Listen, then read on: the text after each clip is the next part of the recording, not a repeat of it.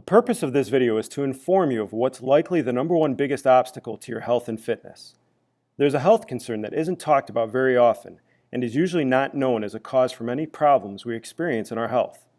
The relationship between oxygen and the body is important to overall health, and improving day-to-day life and fitness depends on enhancing the release of oxygen to your muscles, organs, and tissues. Increased oxygenation is not only healthy, but enables greater exercise intensity with reduced breathlessness. The process of breathing has been warped by chronic stress, sedentary lifestyles, unhealthy diets, overheated homes, and lack of fitness.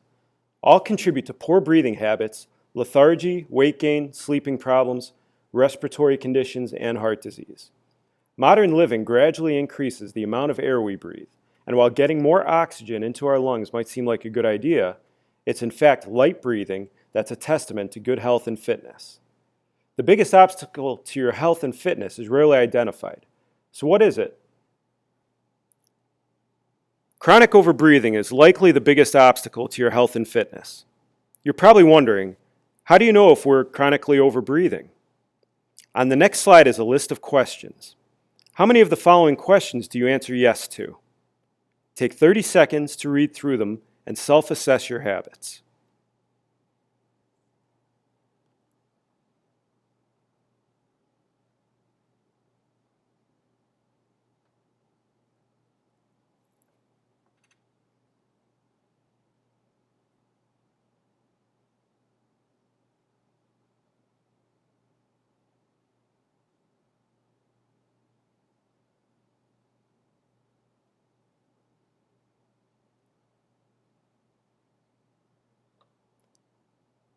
These traits are typical of what happens when the amount of air we breathe is greater than what we need.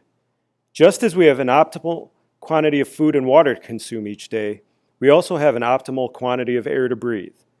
Just as eating too much food damages our health, so does overbreathing.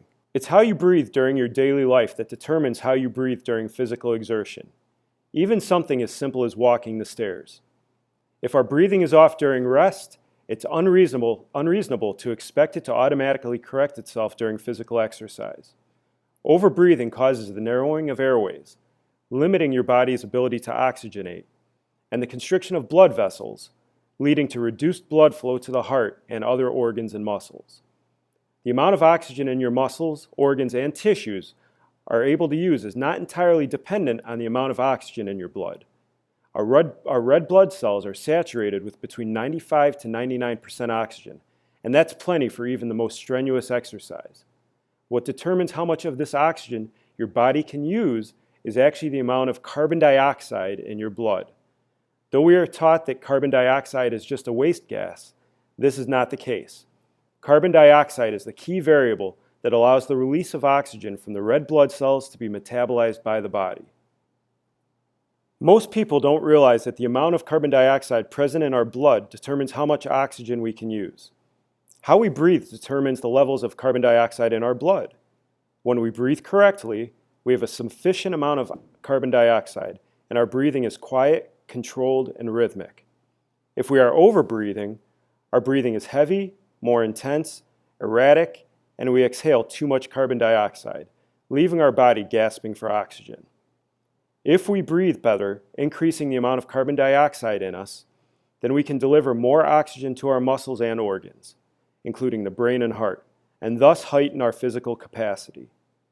Through the practice of reduced breathing, breath holds, and training to keep your mouth closed at night while you sleep, you will elevate your awareness of how you can harness your breath to reclaim your body's natural ability to breathe in a way that will help you to achieve lifelong health and fitness, whether you are running to class or running a race.